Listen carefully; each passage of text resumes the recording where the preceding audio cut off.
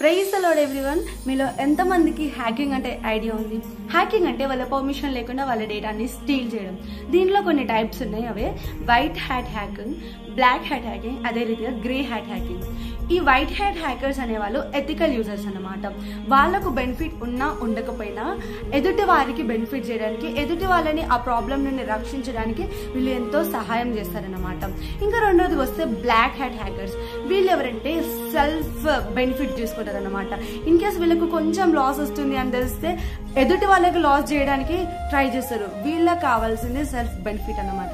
ఇంకా థర్డ్ వచ్చేసరికి grey hat hackers. వీళ్ళు ఎవరంటే ఒక ఎగ్జాంపుల్గా చెప్తే డే టైం ఒకలాగా నైట్ టైం ఒకలాగా ఉంటారు కదా, అదే రీతి అట్లా ఉంటారు అన్నమాట. అంటే కొన్నిసార్లు వైట్ హ్యాట్ హ్యాకర్స్ లాగా, కొన్నిసార్లు బ్లాక్ హ్యాట్ హ్యాకర్స్ లాగా బిహేవ్ చేస్తుంటారు. అప్పుడే ఎథికల్ హ్యాకర్స్ లాగా కనిపిస్తారు, అప్పుడే అన్ఎథికల్ హ్యాకర్స్ లాగా అయిపోతారు. ఇంతకీ ఎందుకు నేను మీకు ఇవన్నీ విషయాలు చెప్తున్నాను అని అంటే, వైట్ హ్యాట్ హ్యాకర్స్ ఎట్లాంటి వాళ్ళంటే హబక్కుకు లాంటి వారు. వాళ్ళు దేవుని ఎదురుండి దీవెనలు పొందుకోకపోయినా, ఆశీర్వాదాలు పొందుకోకపోయినా దేవుని స్తుతిస్తూనే ఉంటారు, దేవుణ్ణి గణపరుస్తూనే ఉంటారు. అందుకే హబక్కుకు గారు ఆ చివరి అధ్యాయంలో ఒక మాట అంటున్నారు కదా, మందలో గొర్రెలు లేకున్నాను, శాలలో పశువులు లేకున్నాను, అంజురపు చెట్లు పూసినను పూయకపోయినాను, ద్రాక్ష చెట్లు ఫలించినను ఫలించకపోయినాను, నేను నా యెహోవాను మాత్రం స్తుతిస్తాను, ఆయన నా కాళ్ళను లేడి కాలవలు చేసి ఎత్తైన స్థలంలో అందు నిలబెడతాను అంటాడు. అంటే ఇతనికున్న విశ్వాసం ఏంటంటే, నా దేవుని ఎదురు నేను పొందుకోకపోయినా నేను నా దేవుని మాత్రము స్తుతిస్తాను.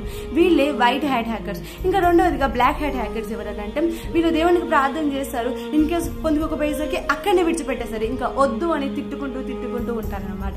ఇంకా మూడో సెగ్మెంట్ వస్తున్నారు.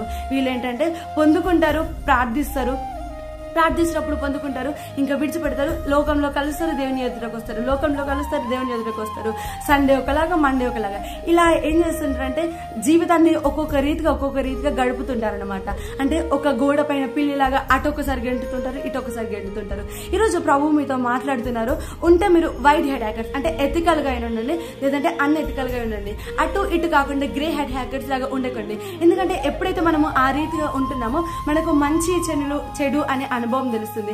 ఏది మంచి, ఏది చెడు, ఏది ప్రభు వాక్యము, ఆయన వాక్యంలో ఉన్న ఆజ్ఞలు ఏంటి అని మనకు బయలుపరుస్తున్నాయి కనుక వాటిని తెలుసుకున్నప్పుడు వచ్చే పరిణామాలు ఎంతో గొప్పగా ఉంటాయి, ఎంతో కఠినంగా ఉంటాయి. వాటిని ఎదుర్కొనే శక్తి మనలో ఉండదు. కాబట్టి ఉంటే వైట్ హెడ్ హ్యాకర్స్ లాగానే ఉండండి, లేదంటే బ్లాక్ హెడ్ హ్యాకర్స్ లాగా ఉండండి. కానీ ఇద్దరి లాగా ఉండే గ్రే హెడ్ హ్యాకర్స్ లాగా మాత్రము ఉండకండి. Praise the lord.